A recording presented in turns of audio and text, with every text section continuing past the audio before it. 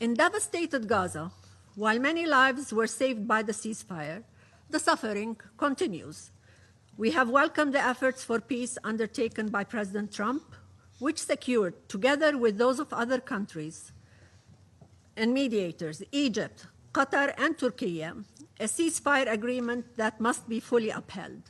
The situation of the Palestinian civilian population must be a top priority in this regard. The killing of Palestinians, including children, by Israel must stop.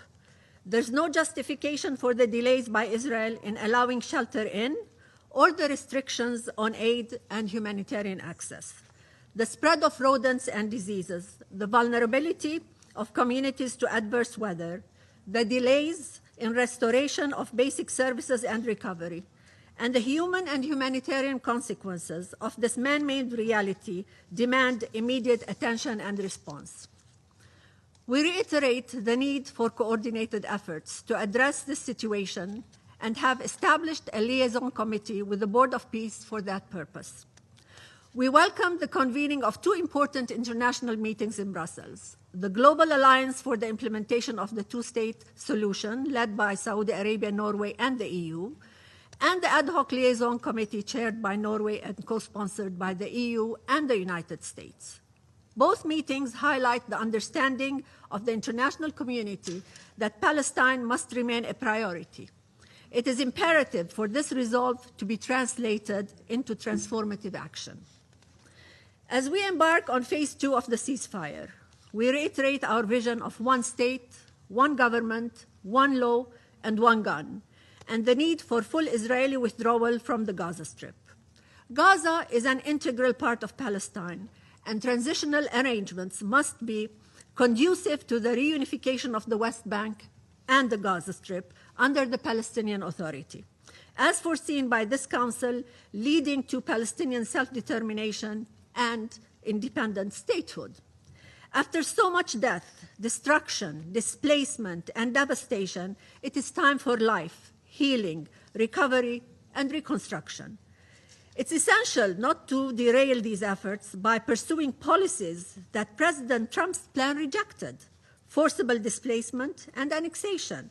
It is clear Israel still pursues these objectives not only in Gaza, but also in the West Bank, including East Jerusalem.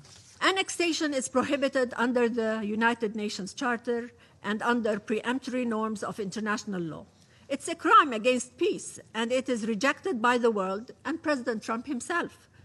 This Council, the General Assembly, and the International Court of Justice have all condemned annexation. Yet annexation is underway in legislation, in policies, and in measures, in full defiance of the law and of the will of the international community.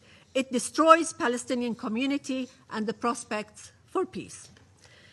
Israel has further escalated its military incursions, settlement expansion, settler terrorism, mass arbitrary arrest and abuse against prisoners, including the death penalty law, severe restrictions on movement, demolition of homes, fragmenting the land, and isolating and uprooting communities by the tens of thousands. The Israeli government seeks the collapse of the Palestinian Authority. It considers chaos in the West Bank, like destruction in Gaza, as a means to force people to leave by creating impossible conditions of life. In this context, Israel's withholding of our tax revenues is not merely a financial matter. It's an existential threat against Palestinian institutions and the people they serve.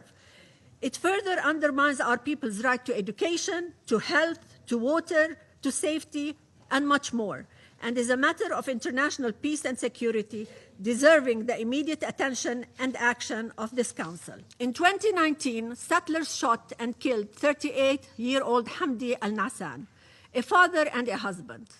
A few days ago, in an attack by Israeli soldiers and settlers near a school in Al-Mughayr, Aus al-Nassan, the 14-year-old son of Hamdi, was himself shot dead.